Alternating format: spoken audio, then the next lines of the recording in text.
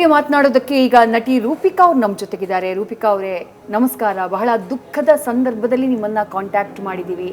ಅಪರ್ಣಾ ಅವ್ರು ಇನ್ನಿಲ್ಲ ಅನ್ನುವಂಥದ್ದನ್ನ ನಿಜಕ್ಕೂ ಎಲ್ರಿಗೂ ಒಂದು ಶಾಕಿಂಗ್ ಸುದ್ದಿಯಾಗಿ ಈ ರಾತ್ರಿಯ ಹೊತ್ತಲ್ಲಿ ಬಂದು ಅಪ್ಪಳಿಸಿಬಿಟ್ಟಿದೆ. ಈ ಸಂದರ್ಭದಲ್ಲಿ ಅವರನ್ನ ಯಾವ ರೀತಿ ಸ್ಮರಿಸಿಕೊಳ್ಳೋಕೆ ಇಷ್ಟಪಡ್ತೀರಿ ಮೇಡಮ್?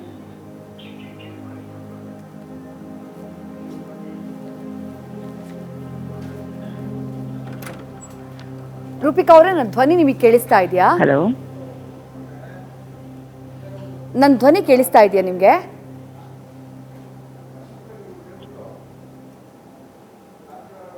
ಹಲೋ ಹಲೋ ಮ್ಯಾಮ್, ನನ್ನ ಧ್ವನಿ ಕೇಳಿಸ್ತಾ ಇದೆಯಾ ನಿಮಗೆ? ಈಗ ಕೇಳಿಸ್ತಾ ಇದೆ, ಹೇಳಿ ಮ್ಯಾಮ್. ನಮಸ್ತೆ. ಅಪರ್ಣಾ ಅವರು ಇನ್ನಿಲ್ಲ ಅನ್ನುವಂತಹ ಸುದ್ದಿ ನಿಜಕ್ಕೂ ಈ ಸಂದರ್ಭದಲ್ಲಿ ಏಕಾಏಕಿ ಶಾಕಿಂಗ್ ರೀತಿ ಬಂದು ಅಪ್ಪಳಿಸಿಬಿಟ್ಟಿದೆ.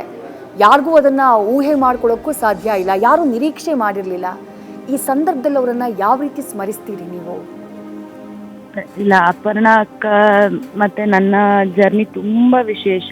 ಯಾಕೆ ಅಂದ್ರೆ ನಾನು ಅವ್ರ ಜೊತೆ ಮಜಾ ಟಾಕೀಸ್ ಅಲ್ಲಿ ಒಂದು 100-200 ಎಪಿಸೋಡ್ ಕೆಲಸ ಮಾಡುವಂತ ಒಂದು ಸೌಭಾಗ್ಯ ಸಿಕ್ಕಿತ್ತು. ಸೊ ಇಲ್ಲ, ನನಗೆ ಒಂದ್ಸಲಿ ಯಾರೋ ನನಗೆ ಅಂದ್ರೆ ಈ ಒಂದು 10 ನಿಮಿಷದ ಮುಂಚೆ ನಾನು ವಾಟ್ಸಪ್ ಅಲ್ಲಿ ನನ್ಗೆ ಯಾರೋ ಓಂ ಶಾಂತಿ ಅಂತ ಕಳಿಸಿದಾಗ ಇಲ್ಲ, ಯಾಕಂದ್ರೆ ನಾನು ಲಾಸ್ಟ್ ಒಂದು 6 ತಿಂಗಳ ಮುಂಚೆ ಅವ್ರನ್ನ ಭೇಟಿ ಆಗಿದ್ದೆ ಒಂದು ಕಾರ್ಯಕ್ರಮದಲ್ಲಿ.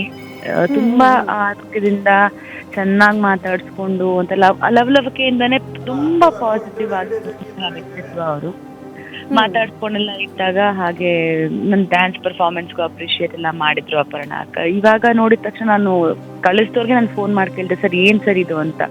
ಮೇಡಮ್ ನ್ಯೂಸ್ ನೋಡಿ ನಿಮ್ಗೆ ಗೊತ್ತಾಗತ್ತೆ ಅಂತ ಹೇಳಿದ್ಮೇಲೆ ಆಮೇಲೆ ನಾನು ನೋಡಿದ್ಮೇಲೆ ಇನ್ನ ನನಗೆ ಆಕ್ಚುಲಿ ಅದನ್ನ ಓವರ್ಕಮ್ ಮಾಡಕ್ ಸಾಧ್ಯ ಆಗ್ತಿಲ್ಲ. ಯಾಕಂದ್ರೆ ಕನ್ನಡತನವನ್ನ ತುಂಬಾ ತಮ್ಮದಾಗಿಸ್ಕೊಂಡು ಅವ್ರದೇ ಶೈಲಿನಲ್ಲಿ ಬಾಳ್ವೆ ಮಾಡಿ ಅಂಡ್ 0 ಕಾಂಟ್ರವರ್ಸಿನಲ್ಲಿ ಅಪರ್ಣಾ ವಸ್ತಾರೆ ಅಂತ ಹೇಳಿದ್ರೆ ಕೈ ಮುಗಿದು ನಾವು ಮಾತಾಡಿಸುವಂತಹ ವ್ಯಕ್ತಿತ್ವನ ಬೆಳೆಸ್ಕೊಂಡವ್ರು.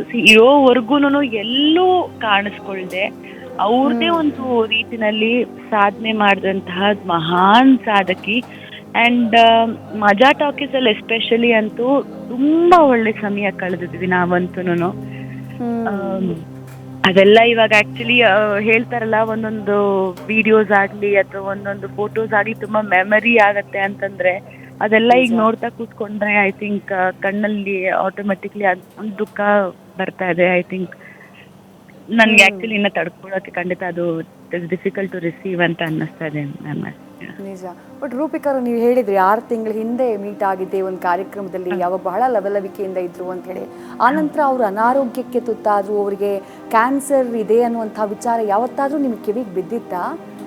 ಇಲ್ಲ, ಇದು ನನ್ನ ಫಸ್ಟ್ ಟೈಮ್ ನನಗೂ ಗೊತ್ತಾಗ್ತಿರೋದು. ಎಲ್ಲರೂ ಅವ್ರಿಗೆ ಇಷ್ಟು ಸಿವಿಯರ್ ಆಗಿ ಕ್ಯಾನ್ಸರ್, ಅದು ಅಂದ್ರೆ ಈ ಒಂದು ಲಾಸ್ಟ್ ಸ್ಟೇಜ್ ಬರೋವರೆಗೂ ಇದೆ ಅನ್ನೋದು ನಮ್ಗೆ ಒಂಥರ ಶಾಕಿಂಗ್ ನ್ಯೂಸ್ ಅಂತ ಹೇಳ್ಬೋದು.